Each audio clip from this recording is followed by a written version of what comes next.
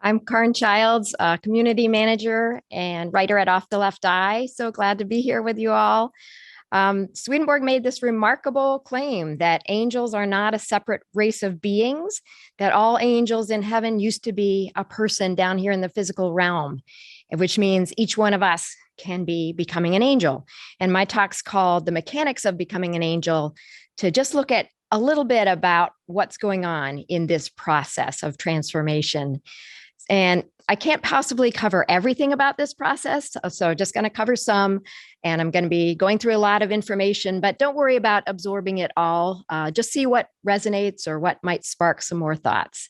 So I'm going to start by looking at two quotes about the purpose of creation. All right, quote, "All things are for the sake of the human race, so an angelic heaven can come from it. Through the human race, creation returns to the creator it came from. This joins the created universe with its creator, and through the conjunction, there is eternal continuation."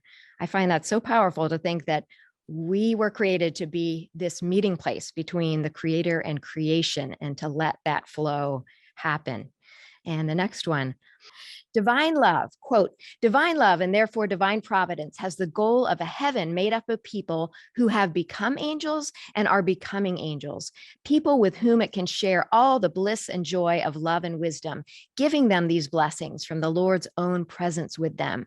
And I especially love that sentence, "a heaven made up of people who have become angels and are becoming angels," which means we down here on earth who are starting on this journey of transformation, we're actually part of heaven. Maybe we're like interns or something. I don't know how to categorize it, but we are a part of this heaven that the Lord is working on creating to allow this flow to happen between the creator and creation. So the purpose of creation is a heaven from the human race. You are all a part of that purpose. God longs to have you in heaven. You were born to become an angel. How does it happen? What do we do? Well, the process is a partnership. We do have to do something, but the heavy lifting is done by God. First, I'm going to talk about what is heaven anyway. We're talking about a heaven from the human race. What is it? In one sense, it is a place that we go after we die, but mostly it's a state of mind. And here are some ways you can think of what is heaven, what kind of state of mind. It's a relationship and partner with God. Heaven is sharing in God's wishes and goals. Heaven is harmony and mutual love. Heaven is love of God and the neighbor. Heaven is joyful service. Heaven is shared purpose, happiness, and blessing. So there's the goal. That's what we're going towards. That's what the promise is. And I'm going to start with an analogy about just some machines we're all familiar with. And all these machines have some very complex inner workings, but our interaction with them is fairly simple. Most of the time, we just need to push a button or turn a dial or something. But to understand something about those inner workings can increase our appreciation of the machine, help us to use it better and more wisely, and to have some clues about what might be going on if something isn't seeming to be working right. And the ultimate machine is the human body. And our bodies are so incredibly beautifully complex inside, beyond anything we could comprehend. All these functions going on beyond what we realize. And our part is, again, relatively simple. We just need to keep it hydrated, nourished, exercised, clean, protected. Don't put toxins in or on it, but to learn a little bit about what's going on inside this amazing, complex machine of our bodies can, again, increase our appreciation and our cooperation with this wonderful thing we're given, and give us some clues as to what might be going on if something doesn't seem to be working right. So the same is true for our spirits and for the process of becoming an angel, our spiritual self becoming an angel. The process is incredibly and beautifully complex. We don't have to know all that's going on, but if we do understand some things about it, we can be more appreciative of what the Lord is doing, and we can cooperate with it more. And we can, when something isn't going right, we can maybe understand a little bit how to get back on track. So I'm going to look first at 5 foundational ingredients that the Lord gives us to guarantee that we are able to become an angel. So, number one of these foundational ingredients, these are all just gifts given to all of us. One, we're created and designed to become angels. Quote, the human being was born to receive wisdom from the Lord and become an angel. And quote, our deeper levels are formed in the image of heaven. So we're predestined for heaven. We're built in God's image and likeness. We're given a will and an understanding or intellect so that we can receive love, we can receive wisdom. And we have these deeper levels that are already in the image and design of heaven. Number two, we're given the gift of free will. Quote, it is in accord with order for faith and neighborly love to be planted in us in freedom, not under external compulsion, and for faith and neighborly love to last when planted in freedom, but not when planted under compulsion. We know that a relationship can't be real or happy unless it's freely chosen, and that includes a relationship with God, which is what being an angel is. Forced relationships don't work. Forced utopias, benevolent dictators, all those things don't work because we can't feel genuine affection for anything if we aren't free to choose it. So it's in divine order that we learn and choose in freedom, or else things don't become a part of us. They don't become a part of our will. Number three, the gift of a sense of self. Quote, divine love wants us to feel heaven's happiness and bliss in ourselves. And this feeling cannot happen unless it seems to us that we are thinking and intending on our own. In one sense, God is everything, but to be able to make free will choices, we have to have a sense of selfhood. And to have the joy of a relationship with God and with others, we have to have a sense of self. Number four, we're given levels of the mind waiting to be opened. Quote, the more open one's inner reaches are, the more capable one is of receiving divine goodness and divine happiness. There are three major levels of heaven that Swedenborg witnessed, and they correspond to the three major levels of the human mind, of the heavenly potential of the human mind. So the potential to be in heaven is already there. We just have to willingly open up to whatever level we want to be conscious in, and then we're going to add our own unique flavor that results in heaven's beautiful variety. And finally, number five, we're given the remnant, a gift of innocence and goodness. Quote, a remnant is all the phases of love and charity, and therefore all the phases of innocence and peace with which we are gifted. Now, on the earthly level, it can sometimes seem like the deck is stacked against us. We're living in this level where there's so many problems and challenges, but actually, God makes sure that the deck is stacked in our favor because God stores up every single moment of innocence, peace, happiness, kindness that ever happens to us, starting out in earliest infancy when the angels are super close and we can feel them. Every moment that is positive is stored up deep inside us. And this is protected by the Lord.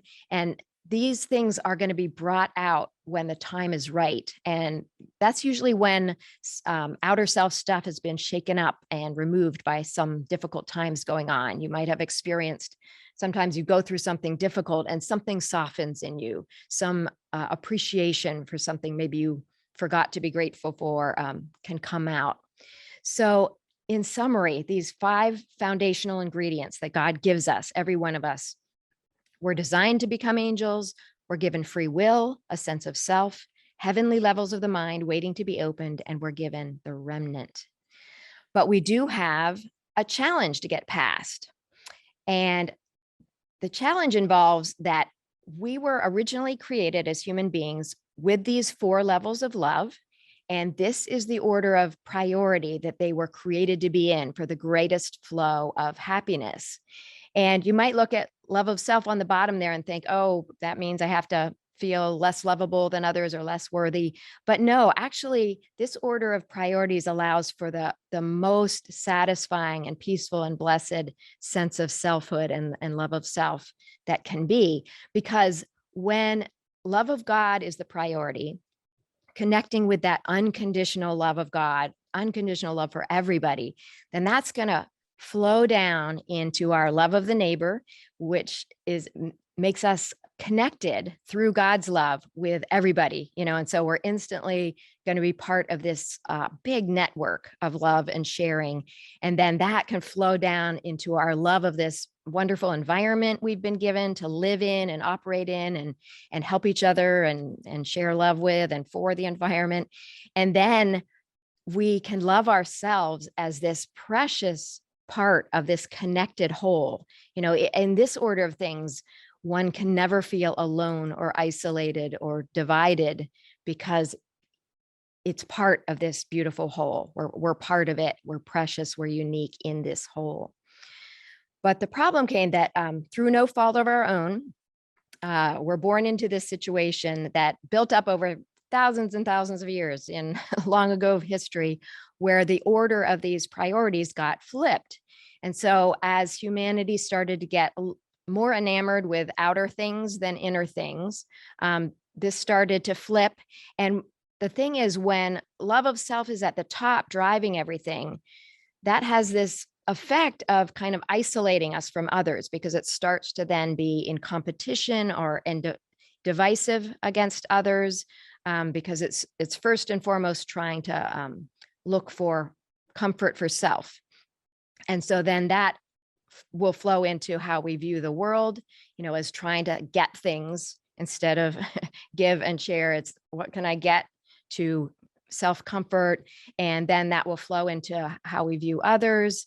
And, just it's like what will give us an advantage and things like that. And even our view of God can be, we want God to serve our isolated self goals and things like that. So this flipped order, unfortunately, causes us a lot of misery. It causes us feelings of divided and competition and trying to get better than others, or, all sorts of things, or be fearful of others, all sorts of negativity.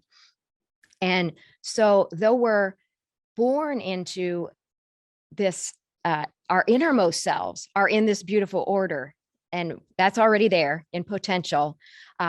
Over time, this situation came that this flipped order in our outer consciousness that we're born into is blocking that inner flow.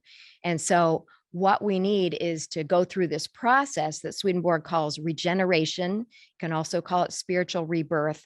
And that's the process of getting those outer elements gradually back into an order that can be in harmony with this inner heavenly self, and start to let that flow better and better.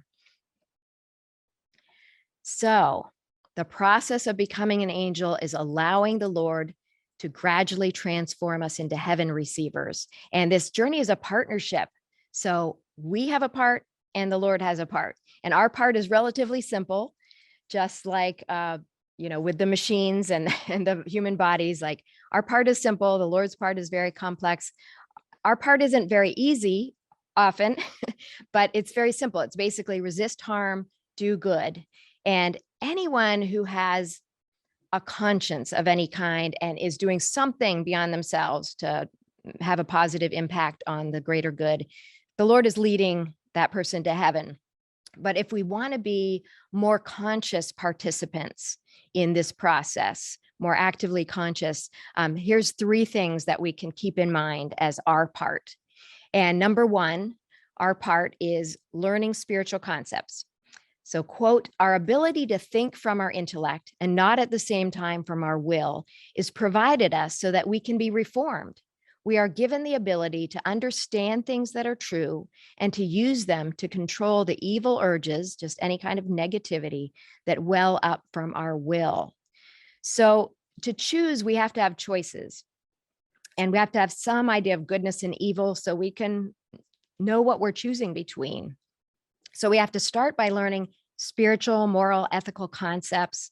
And our understanding of spiritual concepts doesn't have to be perfect, just something to form a conscience out of. And that gets us started. Number 2, our part, repentance and reformation. Quote, if we abstain from one sin or another that we have discovered in ourselves, this is enough to make our repentance real. When we reach this point, we are on the pathway to heaven. So just one little bit of negativity that we've noticed, and we start to try to refrain from that. That's getting us started right away. So once we understand something about tendencies that block heavenly love, we can start following this process that Swedenborg calls repentance.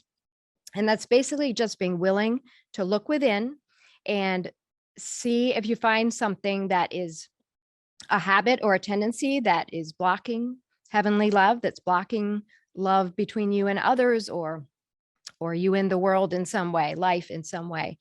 Compare this to forging new pathways in the brain. It's can be a little challenging at first, but with some self-compulsion and practice to just live a little differently. The steps are: take a look inside, notice something that you think has to go, and then turn to the Lord for help, and then go forward trying to live differently, trying to live without that habit or that tendency. I want to look at a little clip of Curtis from a past show, because I thought this was a great analogy of salvation. He says, here's an analogy of salvation. And this is what the repentance process is allowing. It's just chunk by chunk, having some negativity removed. Once we acknowledge it and let go of it, the Lord's gonna work on removing it. And what does that do? When something is taken out of that jar that Curtis is taking things out of, there's a little more room in there for something else, right? Something better. And then he looked on the left there, and that jar filled with pure water, just like we're trying to get closer to that. We're trying to get closer to having more room for something more heavenly to flow in. And Swedenborg said that in his book, Charity, he said, only after we have avoided an evil as a sin, meaning just harmful, causes harm to ourselves or others, only after we've avoided this several times does the good emerge of which we are capable. So you should never be discouraged if, habits have a tendency to come back. You have to kind of do it again and again, but that's okay. That's the way it goes. And every time you're doing that, you're weakening it a little bit, and there's a little more room being formed inside you. So next one, number 3 of the 3, our part, service or usefulness. Quote, so they asked the angel, what then is heavenly joy?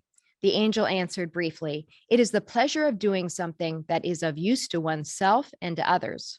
And quote, the Lord loves all people, and so wills good to all, and good means useful service. So heaven is all about service to others, making a positive difference in the lives of others, bringing happiness, bringing help. And so, because serving the common good brings blessings for all. If you think of everybody is looking out for everybody else, no one is neglected, no one is left out.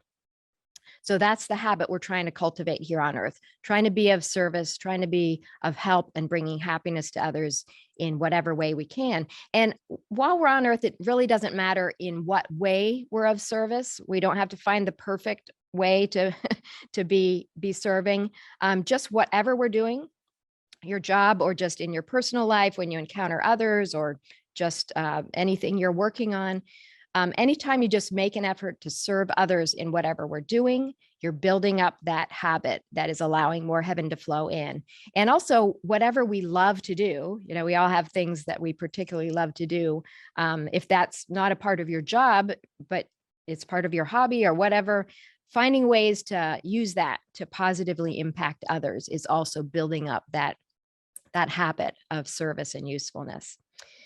And one more thing usefulness can do for us is it actually builds up some spiritual protection too.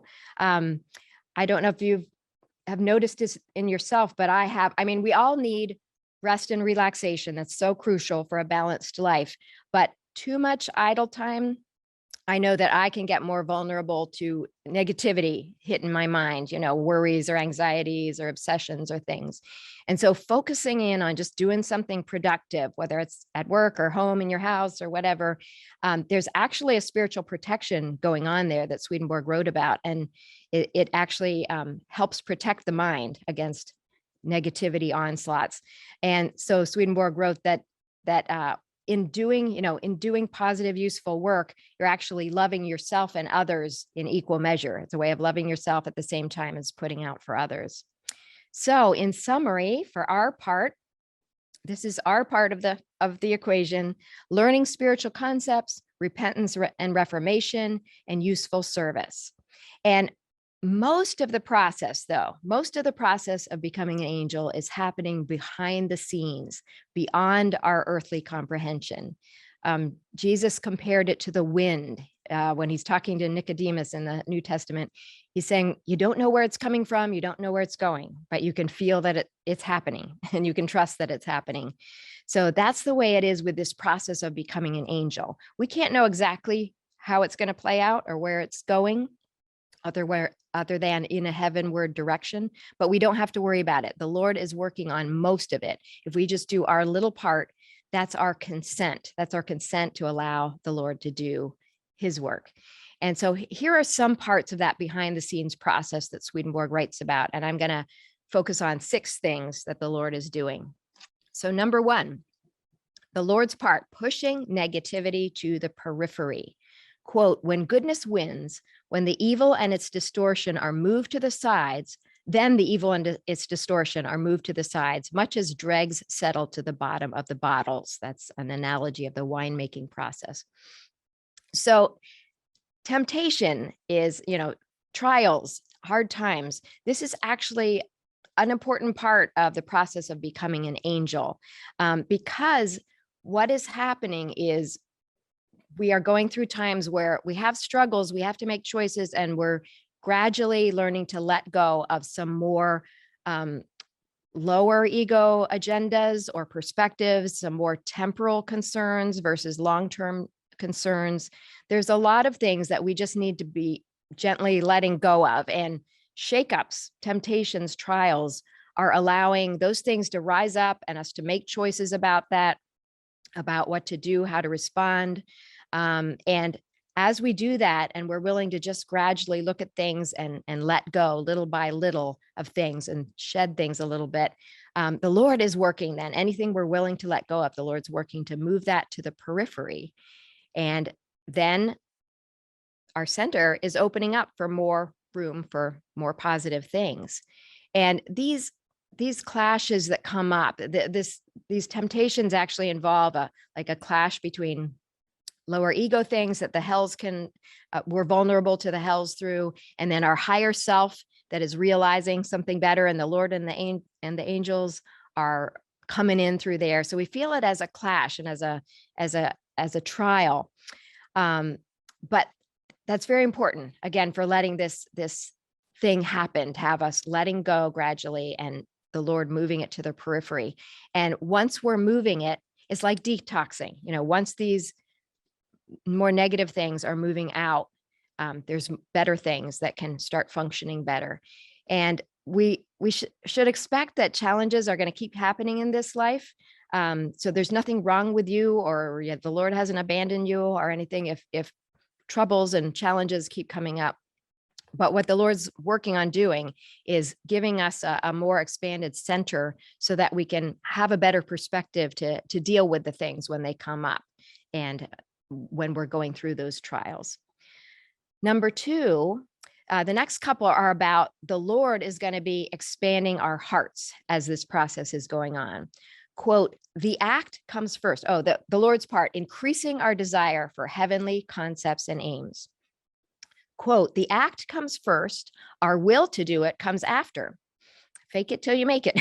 There's a very valid thing about doing that. Like, act the way you know is right, and trust that the Lord's going to be working on bringing your feelings along in that. What we do at the back of intellect, we eventually do with a will and finally take on as a habit. Once it has been infused, we start to feel a certain bliss and to sense something of heaven in it. So when temporal earthly perspectives and agendas and ways of doing things aren't working well anymore, and when we compel ourselves to focus on, just make ourselves focus on more spiritual perspectives and goals, the Lord will be gradually changing our will to want and enjoy that more and more. And maybe you've experienced in your life, looking back, you used to feel differently about things than you do now. We really can't change our feelings for the better on our own, but the Lord is doing that if we are just willing to make room for it. And the next one, number 3, is also heart expanding work that the Lord's doing. The Lord's part, increasing desire for and joy in service and kindness. Quote, for each of us, an affection for what is true is united to an affection for usefulness, to the point that they act as one. So we can't make ourselves love being useful or serving, but you can sometimes feel that, just that feeling that flows in when you have done something that's made a positive impact. And that's the Lord. The Lord is expanding our hearts with every one of those experiences. And so when we consciously make that part of our life to just try to do things that make a positive impact beyond ourselves, and resist temporal self-oriented attitudes, the Lord's building that enjoyment and satisfaction in doing that. And that's going to keep growing. The sweet spot that is promised to all of us in heaven is that we're going to have this occupation, or this main occupation that we love to do, and it serves others, and we'll have this amazing sweet spot. But in this world, anything we're doing to be of service and to be useful, the Lord's expanding that and getting our heavenly heart bigger and bigger. And just in general, all service is about supporting goodness and deflecting evil in ourselves, in our interactions with others, and in all our situations. Number 4, the Lord's part, uniting goodness and truth. Quote, the union of the good and the true is heaven. Now, uniting goodness and truth, that sounds so abstract, but it's really this fascinating, very real thing that the Lord is doing in our minds. Now, these dots and angular shapes, you can think of, we all have a whole lot of feelings and a whole lot of thoughts going on in our minds. And think of the round shapes as the feelings and the angular as the thoughts. And we have better thoughts and more good feelings, more negative feelings. We have more true thoughts, some false thoughts. But when we're just thinking about the good feelings and the true thoughts, the thing is, we need those things to come together, and the Lord is the one that brings them together. For instance, we can have good desires, wanting to help, wanting to be good to people, but without knowledge about how to do that. We don't have the wisdom part of it. Or we can have true concepts, but we don't have compassion to go with it. And then actually, when we're using those concepts, they're actually doing more harm than good if there's no compassion involved. So neither is on its own is spiritually effective for moving us forward. And every true idea and compassionate feeling longs for its mate. And the Lord is doing this inside of us. This, as we just try to go about doing our lives as best we can, living by our conscience, doing the best we can, the Lord is taking every one of our true thoughts and bringing it together with a compassionate, kind, loving feeling. And every good desire we have to do good, bringing a true thought eventually to unite with that, to give it direction. And so gradually these pairs in our minds are happening, and the Lord is uniting goodness and truth in us, one thought and one feeling at a time. And this is so individual. Like Swedenborg says, we can kind of think in our minds, oh, well, there's goodness, there's truth. It's sort of a general thing. But he says, no, it's actually, there's every feeling, every thought is very unique. And the Lord sees them very clearly. And when he brings these pairings together of compassionate feelings and true thoughts, that's makes us more and more empowered to live a more angelic life, because that means that can bring results, that can bring very real impact in what we're doing in life. Next one, number 5, the Lord's part, rearranging our thoughts and feelings to match the design of heaven. Now, this is building on the last one. Quote, to tell a secret, the good impulses and true ideas in us bear love for each other, and they recognize and associate with each other in keeping with that love.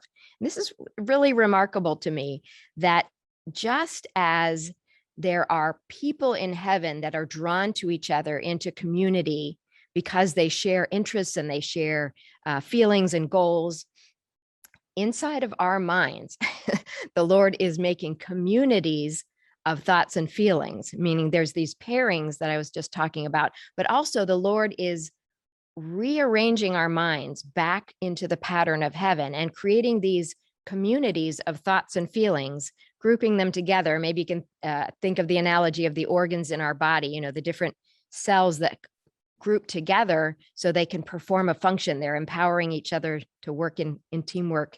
And so our thoughts and feelings, the same thing. The Lord is building community within ourselves, making this beautiful network in ourselves that is getting more and more into the pattern of heaven. And so this is representing like our innermost selves are already in the pattern of heaven, no matter what. And our outer selves can start out in kind of chaos. Things are not in order, pieces flying here and there.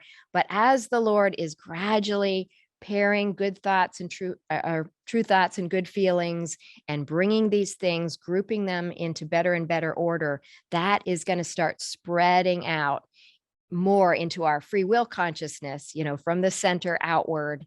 And we're going to get more and more in harmony with how to operate in life, how to think about things, what the good feelings are that we should follow and use and bring into action. And as that is gradually happening, that's getting us back into this order of loves. That's the Lord gradually rearranging things, getting us back into a pattern in which love of God, love of the neighbor is moving back up into that top priority, which can then flow beautifully into the love of the world and love of self, and bring that pattern into all the way to our edges. And that is something that's going to be continuing through this life and into the next life. And finally, number 6, the Lord's part, opening up our deeper levels that connect with heaven. Quote, as the angelic heavens are distinguished into 3 degrees, so also is the human mind. And quote, all perfection increases as we move inward and decreases as we move outward, because more inward things are closer to the Lord and intrinsically purer, while more outward things are more remote from the Lord and intrinsically cruder. So as we spiritually progress, the deeper levels of our minds are opening. And that's connecting us to deeper levels of heaven and ultimately closer to the Lord too, and opening up a center in us gradually that is more and more pure.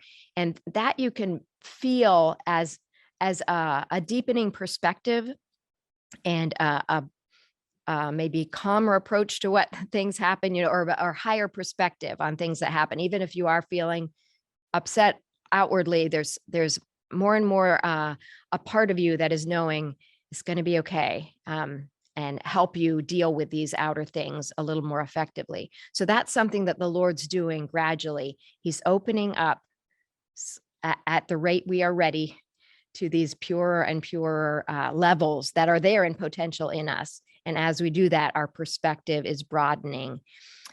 And the other thing is we can't feel it clearly during earthly life, but as this is happening in us, as we're opening up to more angelic levels within our own spirits, our own hearts and minds, we're actually in a very real way integrating with angels that are already in heaven, because we're already in connection with people in the spiritual world. And as we're opening to these deeper levels, we're getting more in touch with those angels that are around us and want to be interacting with us. So as the Lord's regenerating us into better and better version of ourselves, a more and more true version of ourselves, we're also interacting more directly with those angels. And don't stress about, our outer selves here on earth and forever are never going to be perfect. Don't worry about it. If I know I still feel like a mess most of the time. It's a work in progress, and this outermost level we're going to leave behind someday, but trust that the Lord is opening that up deeper and deeper, and it's spreading. You might not perceive it as getting much better, but it really is. You can trust in that. So in summary, the Lord's part that he's doing, just some of it, because it's way bigger than we can comprehend, pushing our negativity to the periphery, increasing our desire for heavenly concepts and aims, increasing our enjoyment in service and kindness, uniting goodness and truth in us, rearranging our thoughts and feelings to create a network that can receive heaven, and opening up our deeper levels that connect with heaven. So I talked about those three things that we can actively do to cooperate as our part of this process. But what general attitude is something we can try to be cultivating to allow this process to happen? And that's something called the innocence of wisdom by Swedenborg. And I'm going to read those quotes and then come up to the back up to the qualities. Quote, people in a state of innocence ascribe and attribute everything to the Lord. They want to be led by him and not by themselves. Quote, assuredly, I say to you, this is from the Gospel of Matthew, unless you are converted and become as little children, you will by no means enter the kingdom of heaven.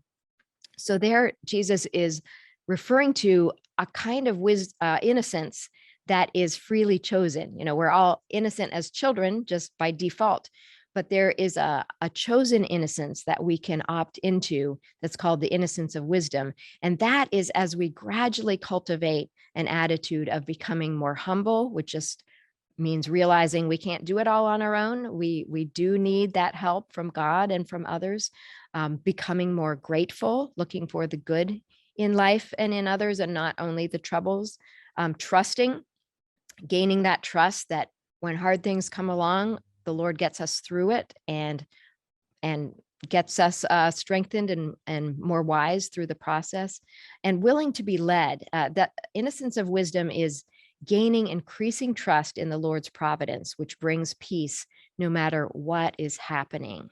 So that's a general attitude to be going towards. And again, all these things are a very gradual process. The Lord has so much patience with us. We should also have patience with ourselves. Gradual steps. So becoming an angel is the same as the Lord building heaven in our minds and hearts. Quote from Luke, the kingdom of God does not come with observation, nor will they say, see here or see there, for indeed the kingdom of God is within you. And quote from Heaven and Hell, it is the inner nature of angels that determines which heaven they are in. The more the deeper levels have been opened, the more inward the heaven they are in. So we don't have to do the work of creating a heavenly will in our hearts. The Lord will do that if we simply don't oppose it with ego. And if we create this vessel, this space in ourselves for it by just doing our best to live with kindness and integrity, with service and resisting negativity as best we can. So I'm going to leave you with one final image and one final quote. So let's look at this image first. Here's one way to think about this process of becoming an angel. Earthly life is the soil. This is where we get started. And you can see up above that God is just flowing down constantly with this love and wisdom, like the light and heat of the sun. The rain coming down is this truth that's going to keep being given to us, in doses when we can absorb it. And then we're at this seed that starts out. And think about a seed. It's this little thing with a hard shell, and it's full of amazing potential. Like all its potential is in there already. And it's just a matter of having it emerge. And so that outer shell is like our earthly self, our outer self while we're here on earth. And it's so important to start out with. It's important to just start with forging an identity, an individual identity, but it does need to crack open so that the potential can start to emerge. And that's, temptations and hard times and things that shake us up a bit and open us a little bit, crack us a little bit open. That really is part of the process, that letting go of that hard outer shell to let that softer, more heavenly potential start to grow up and out. And then that's going to continue through, get started in this life, but continue and grow to fullness in the next life. And this final quote I just found so intriguing in thinking about this reciprocity between ourselves and the angels, and in particular, the angels in the community that we are heading towards. And we don't need to know what community that is. It's there for us. We're going to be led there. But we are actually interacting with and bonding with our angelic community during this process more and more. And as we're nurturing heavenly goals, we're strengthening our ties with those angelic communities. So this quote, we are created to be a miniature replica, image, or reflection of a larger heaven. And so each of us finds the community in heaven whose form we replicate on an individual basis. As a result, when we enter that community, we are entering a form that matches our own. And so, as we ourselves enter that community, it is actually entering itself within us. And we adopt the life of the community as our own, while it adopts our life as its own. And I just thought that was so fascinating that we are entering a beautiful, loving group of angels, and they are entering our hearts at the same time. Somehow, there's a mysterious, beautiful thing is happening. And that's why it's going to feel so much like going home, because it's a place where our hearts have already been interacting so much. So it is happening right now. You are becoming an angel, helping to bring a little more heaven to earth with every effort that you make. So thank you for listening. And we've got a little time before our break. We're going to have a break before Chelsea is going to lead us in some reflection about how this process applies to you. Her talk is going to be called Becoming an Angel is Becoming You, the Real You. So before we go to break, does anyone have any brief thoughts in response to that, or a question, or anything that brought up for you? Did you make up that last quote? I feel like I never heard it before. That's so great about the form that we have a particular form that's particular heaven. That was awesome. Yeah, I did not make it up. I promise. When I came across it, I've had the same feeling like, whoa, that is profound. I've never heard that before. And that just so amazing to think that we're we'll be entering the life of that community, and the life of that community is entering us at the same time. And that's why it just will feel so right. And like, it's just amazing. That just feels miraculous. Somewhere in your time. Oh, thank Hey. you, Esther. Yeah, the periodic recaps. Yeah, I thought it's a lot of information. And so I thought, let's have little recaps as we go along. Yeah, thank you. There's a song called Home Will Fly. Yeah, this reminds me so much of going into our community. Yeah, I mean, it's going to be, I mean, Swedenborg describes meeting angels, I guess, that we're going to be in his community, because he felt like, I have always known these people. I've just always known them.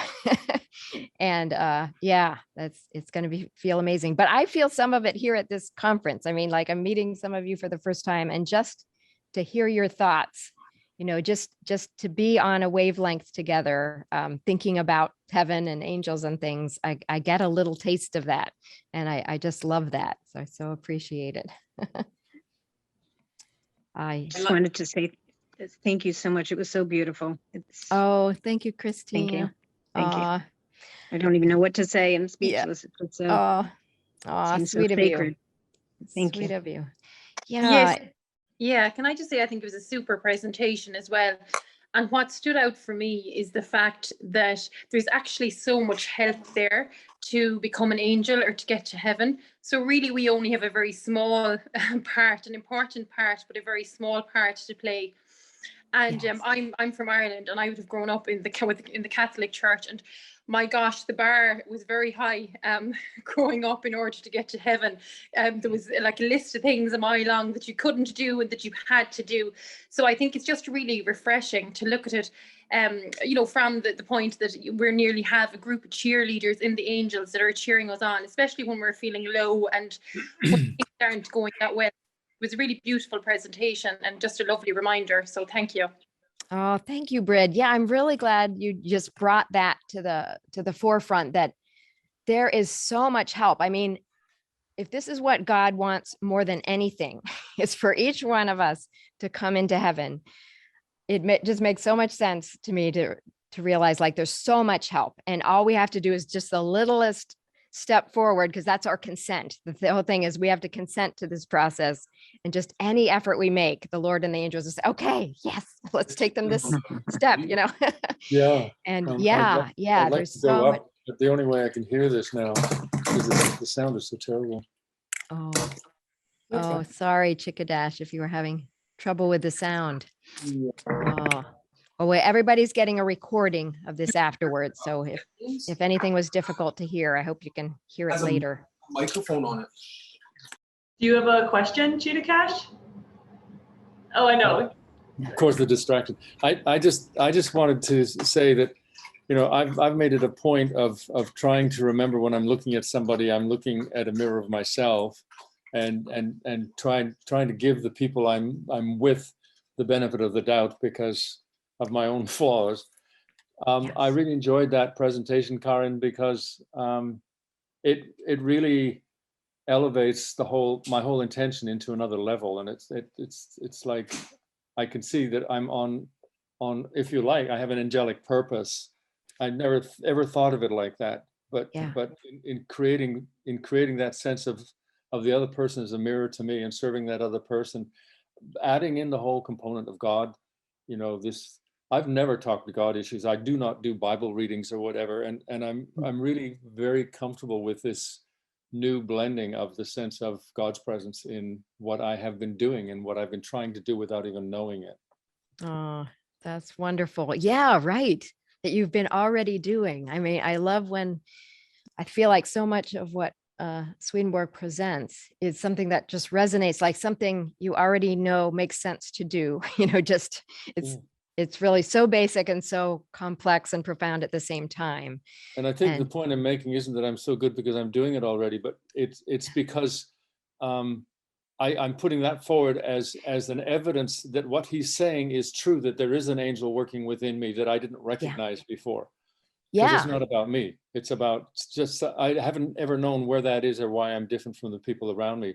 And I realize much more clearly now, or for the first time perhaps, that it is the work of some divine force in me. And I've always tended to think of a divine force. I'm much happier to call it the Lord now. Yeah. Yeah. Oh, yeah. So well said. Yeah.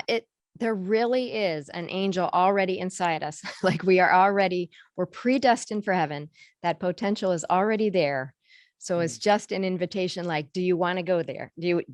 Is that okay with you that the Lord is saying to us, is that okay with you? If It's really like, it's as simple then as the choice, like it's in us already. And will we follow that option that is already in us and nurture that? Or do something instead. Yeah. Yes. And every effort we make is just a little more of that consent, to just do those little parts of our own, is allowing the Lord to just do what he so wants to do, just bring you to be in heaven. Yeah. Karen, Yes. one of the things that just jumped out at me every part of your thing was the balance. I think balance in life is really, really challenging often. And it often feels like the balance is, oh, I've got to do it. I have to figure it. I have to. And the balance being, yeah, there is stuff you have to do, but wow, the balance is really, the Lord's side of the seesaw is all the way down to the ground and we're floating here. Yeah. Actually, that's right. He's doing it so much that he's lifting us up.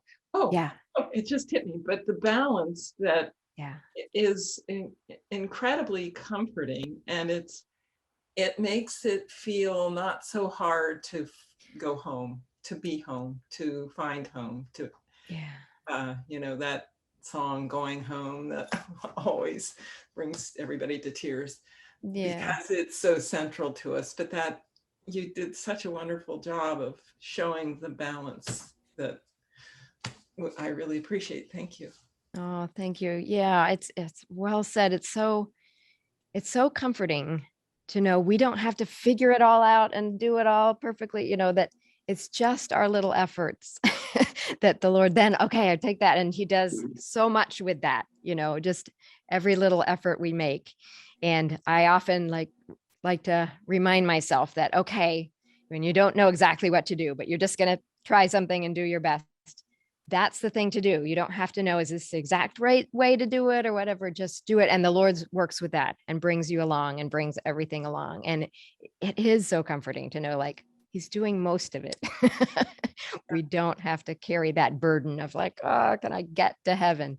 That force drawing us there is so powerful, that love. I see Nat Pendleton has his hand up. Oh yeah, Oh, Nat. I just wanted to point out a detail so that everybody's clear. When Swedenborg says love of the world, it's talking about the things we covet, love of possessions, love of materialism. It's not, it is a good thing to love society, your community, your country, and it's good to love the planet and protect it. That's not the love of the world that he's talking about. It's a materialism that needs to be subordinated. It's okay.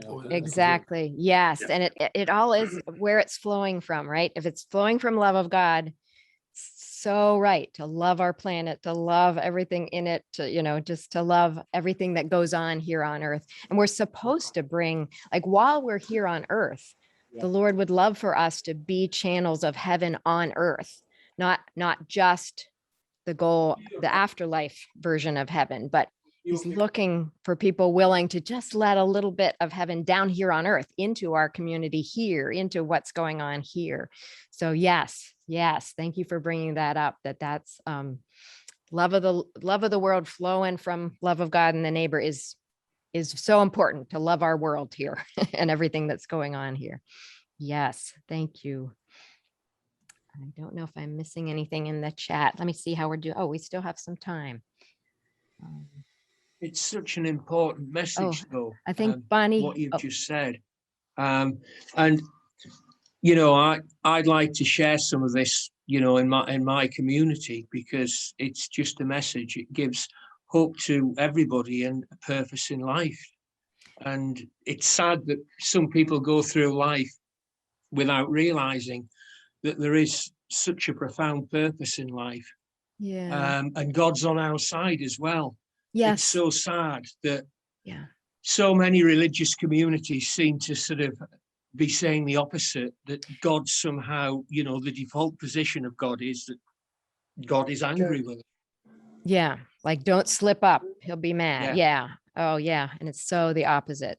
Just incredible desire to just take every, you know, every little step you do and cheer, like somebody was saying, and just so on our side. Yeah. Thank you, David. That's beautiful. Bonnie, did you have something?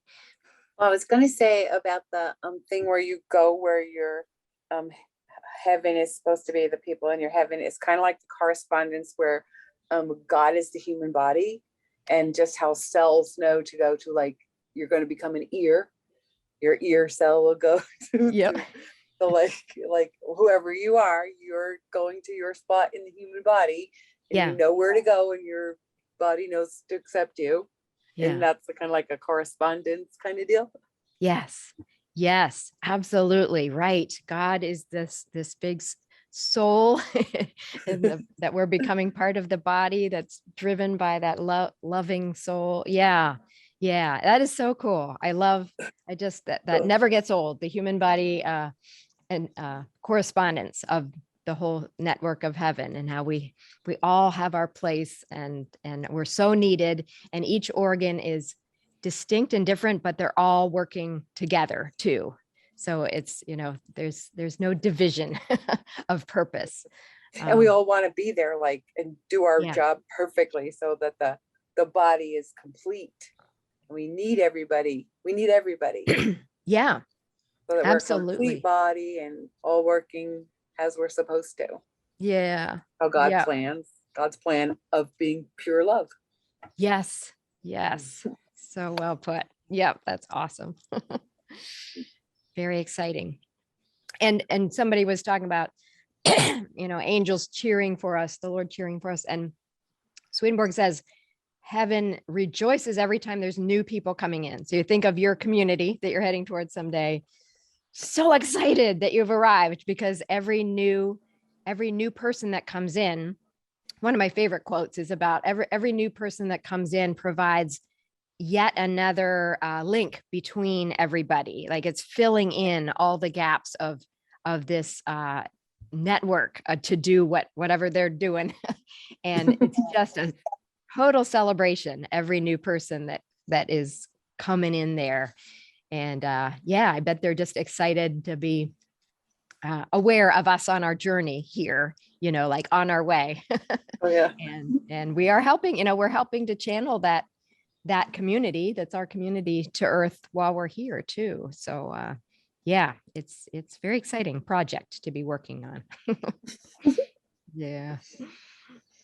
Very cool. Anything else? The other thing I was thinking about when you were saying what's God's part and what's our part, and what we are gifted with, free will is an incredibly powerful thing. And having been a parent, it's really a temptation to ensure that your children do exactly what you, right? And here he is with love so big that we can't even get our heads around it. And he has to be restraining himself to give us free will. I mean, because it makes it so much more lovable. I mean, you just have to love a God that has so much love that he wants you there, but so much love that he will let you choose it freely. Wow. Yes. Yeah. That is incredible. And I think something we can really lose sight of down here on earth, when we would just like things fixed and, perfect, and get rid of all this, this mess. But yeah, think of how hard it is, any of you who are parents, when you do realize you just have to let your kids go through their mistakes and do their mess ups. And because there comes a point you realize it can't happen any other way. I could try to control them, but they just need to find their own way ultimately. And how much more the Lord loves than we can even imagine as parents, each one of us. And that love must really ache when we're hurting, when we're lost. And yet our freedom is so valued, because the Lord knows that we can't be happy if we didn't really understand enough and choose ourselves. And so, yeah, that is love beyond what we can fathom, that even though it's so painful for the Lord to have us hurt in any way, to know that's the only way to bring us ultimately to the deepest and most real happiness. So that's divine love. Yeah. Oh, thank you. Yeah, Nathaniel again. Can I use an earthly analogy? Yes, yeah, please. Just an earthly analogy. It's about when you're learning a subject, or in my case, a foreign language. When you're learning a new language, you need to understand that mistakes are part of the process and to be expected, and they're perfectly fine. Yes. Making errors in learning a new language, or when, if you're studying a subject, and you get something wrong, you learn from the mistakes, and it's a huge part of the process. And it's not your fault if you make an error in learning. It's not your fault. Don't beat yourself up. That's why so many people have avoided foreign languages, because they're afraid of the errors. Enjoy them. It's going to happen. And so I think that's where, there's a lot more to it than that. But I'm just thinking that, like, for example, as you're learning a language, you're starting to become part of that speaking society. Just like a person who passes on and goes to heaven, they become a part of a heavenly society. They take on that new identity that, well, in heaven's case, it's the one that's inside them or has grown inside them. So don't be afraid of all the bumbling and all that. It's the funny accents that we have when we use another language and all that. Hey, don't worry about it. Just enjoy it. That's a great analogy. Yes, great analogy, because it's so true of everything in life. We're so afraid of mistakes and can feel so ashamed or whatever. But I've just come to have one of my mantras being, the Lord uses my mistakes. Like there's nothing like experiential learning. Like when what I would perceive as a big blunder, man, do I learn something there that really becomes a part of me. And I think of that story of the prodigal son in the New Testament, the son that just rejects what all his father has to give him and goes off and squanders things and gets into a terrible mess. But when he comes back, he so knows the value of being back.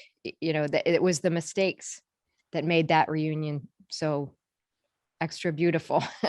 So all our little mistakes, our big or little mistakes, I think that's really, it's doing important things. And, you know, if we can just hold it that way, you know, we have one short clip in our library of shame versus healthy regret. You know, you can regret a mistake, but it's a different thing than shame.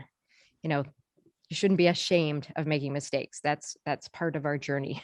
And that's okay. Like you're saying, Nate. Yeah. Thank you. This is where I get a sense of how I try to remember that there are no mistakes.